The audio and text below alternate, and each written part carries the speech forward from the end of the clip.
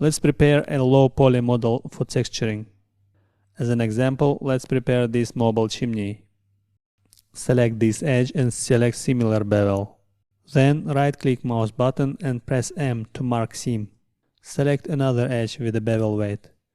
Shift G to select all similar bevel weights. Again, right-click and press M to mark seam.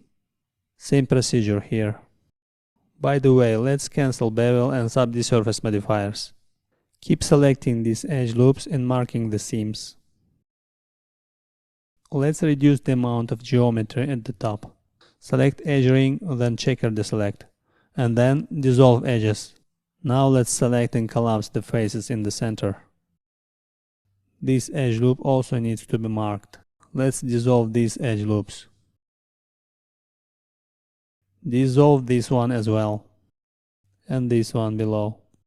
Let's mark this edge loop. Now let's mark vertical edge loops.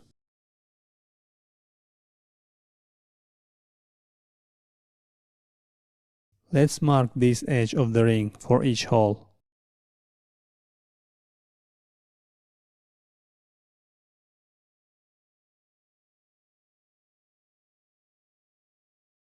Let's mark more seams.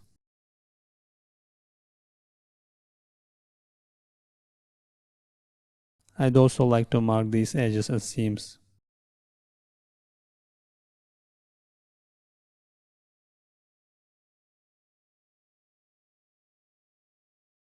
We can select and dissolve these edges and merge residual vertices.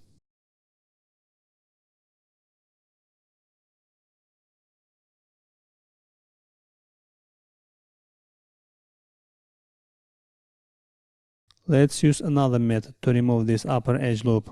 Just lift up while vertex snapping and auto merging are activated.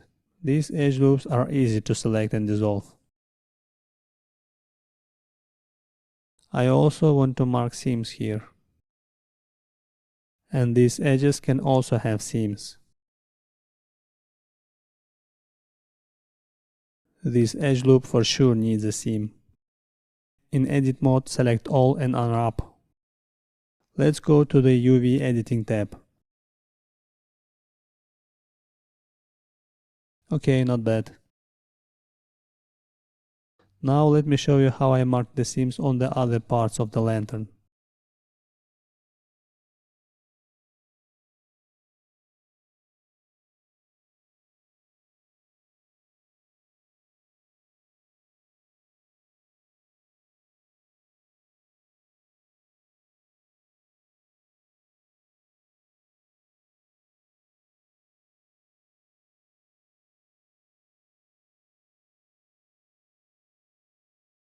Let's check all parts together.